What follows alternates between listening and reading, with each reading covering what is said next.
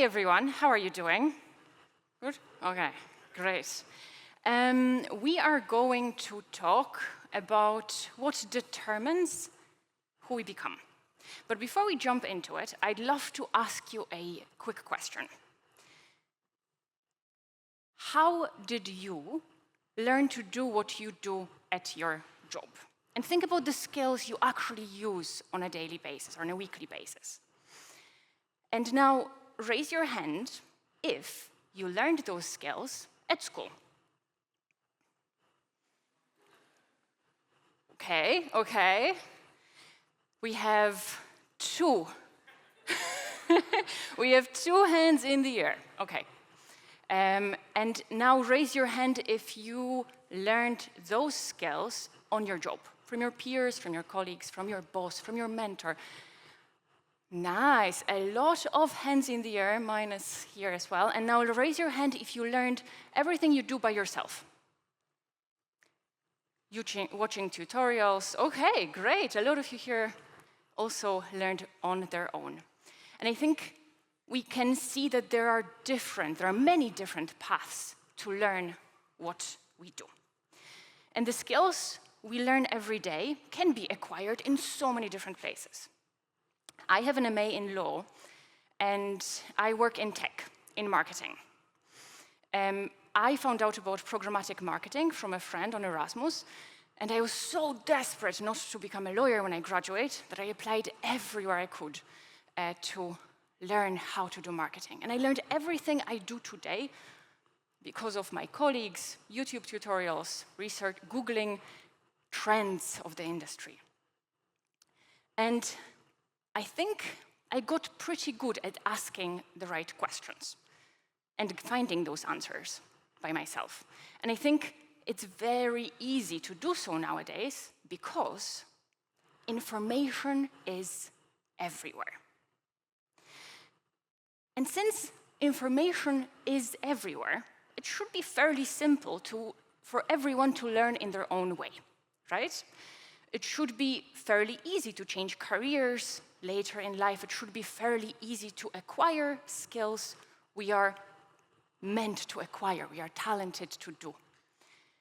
If everyone has access to the same information, I'm pretty sure everyone has an equal opportunity to succeed. I think we all know that's not the case.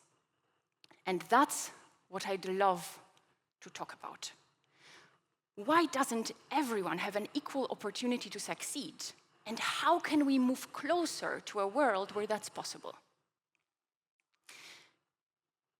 In our society, there's a very simple recipe on how to become successful. And be ready, take note, this is going to be important. All you need to do is be lucky. If you're lucky, you're going to be born to wealthy, well-educated parents. They are going to put you through school, university, up until you're over 25, and then you will end up in this first fancy internship and land a job that is going to put you on a clear trajectory to success.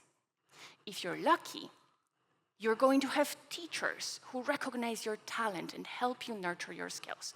If you're lucky, you're neurotypical. If you're lucky, you don't experience any bias or discrimination. And if you're lucky, you will be born to circumstances of a lot of privilege. Now, surprise, surprise, I think many of us, dare I say, most of people are not that lucky.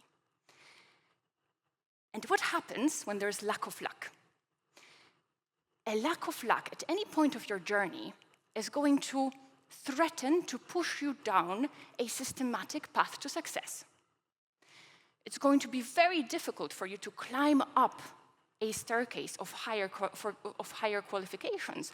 And without those higher qualifications, it's going to be so difficult for you to land this first job and be able to get well-trained. Most people aren't that lucky. we live in a world, and here come a couple of stats that you probably know very well. We live in a world where most C-levels,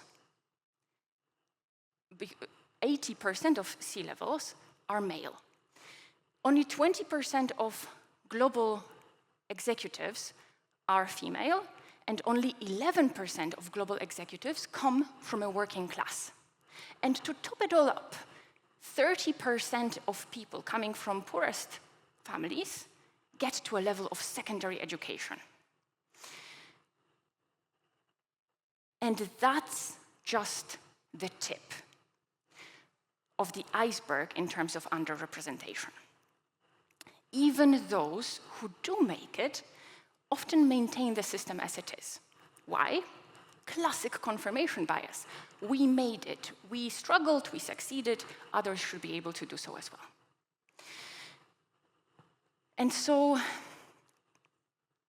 when I was at school, my dreams of becoming a scientist got very quickly dashed by my math teacher, who picked up a piece of my work and showed it as an example to other students of what not to do. My way of solving problems was way too chaotic.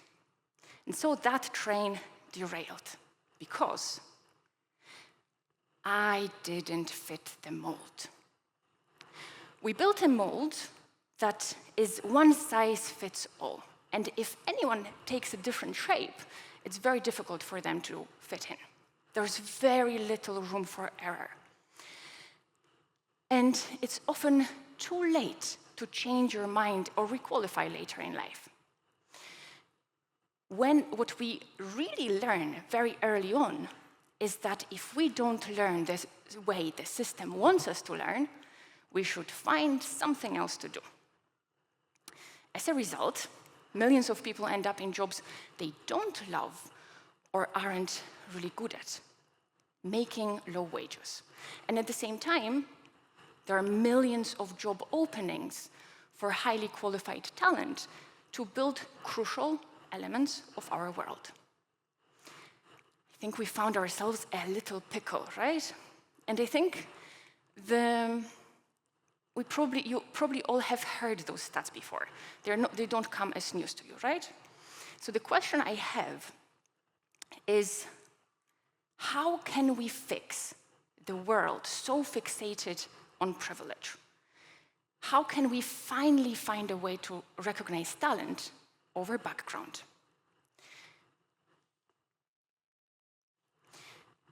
As part of the project I work on, we found a solution. One of solutions. We managed to break the mold.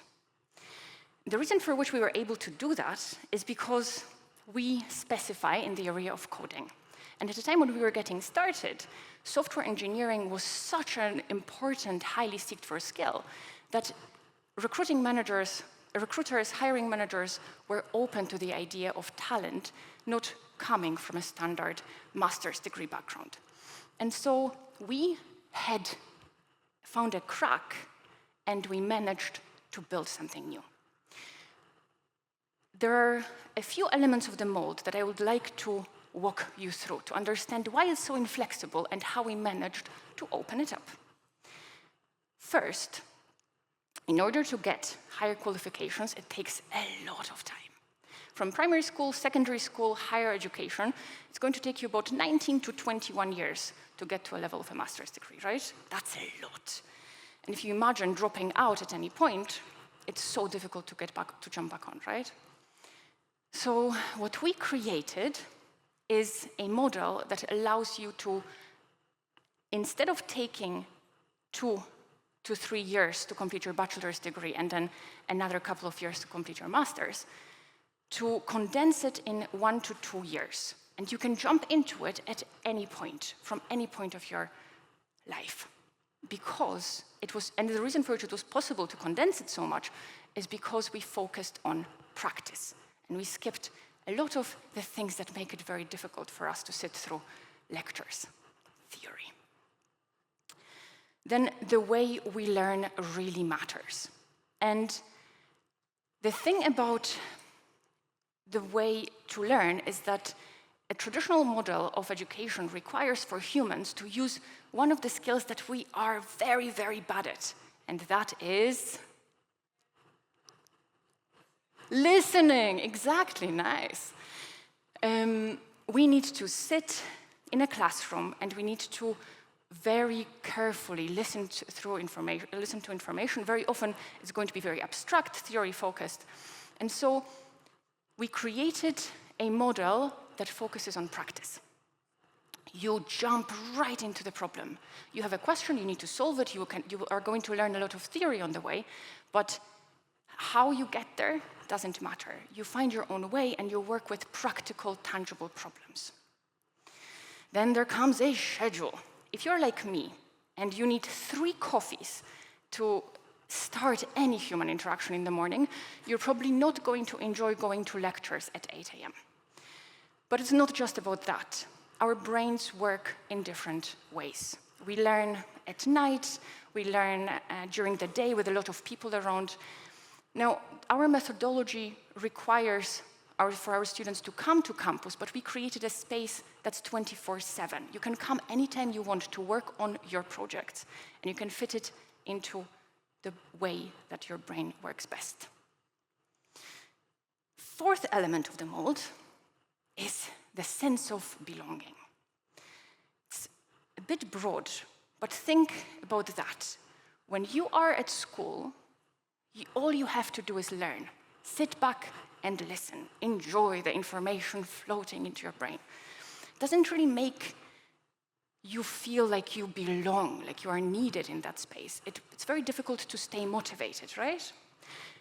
As part of our mission to break the mold, we created a system where students are teachers. You need to explain things you learn to each other, which means that you build a community that needs you, that requires for you to show up and share everything you've learned. You're needed, you belong. Obviously, I think it comes without saying, to create something that's completely accessible, it needs to be free. And it is absolutely possible to create high qualification education systems where it is free. My screen doesn't work anymore, just in case there's someone fixing it. And then the last part is, last but not least, bias and discrimination. The thing is that most educational institutions are going to focus solely on your academic prowess, right? If you pass the exams, if you get good grades, you're an awesome student. What happens is that we don't check for cultural fit. We don't make sure that people who are part of our classes actually respect others, are kind to others. The way we built our model requires from our students to respect each other, to be part of our community. And so we broke the mold. But it's just one way of doing it, right? It's just that what we've created works. And we've made it, and we've showed that it works in 30 different countries around the world. And if this model works, if it was possible for us, it's possible to do this with so many different qualifications and skills out there. What's standing on our way? What makes us so afraid to acknowledge that there are different ways to learn?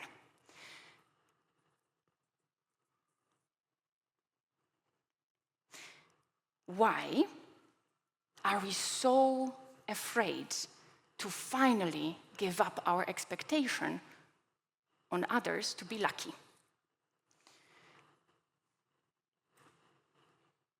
I come from Poland. I was raised by a single mom. I'm queer. I'm neurodiverse. I found it difficult to fit in so many different parts of my journey. I'm actually really good at math. It's just that my chaotic nature adds a sprinkle of creativity on top of my mathematical equations. And the thing is that I know I was very lucky. And I would like to not to expect the same level of luck from anyone else. And as long as we are expected to fit the same mold, only one group of people will continue to dominate leadership positions. And I think it's time to make advanced skills and education truly accessible to everyone. So the way for us to do it is to acknowledge that it's very easy for young people to stop learning at any point of their journey. And the only thing it takes is for them to feel like they are not good enough, for them to feel like they are failing. The question I have is, how many of those highly intelligent, talented, driven people do we lose on the way? And I think the answer is way too many.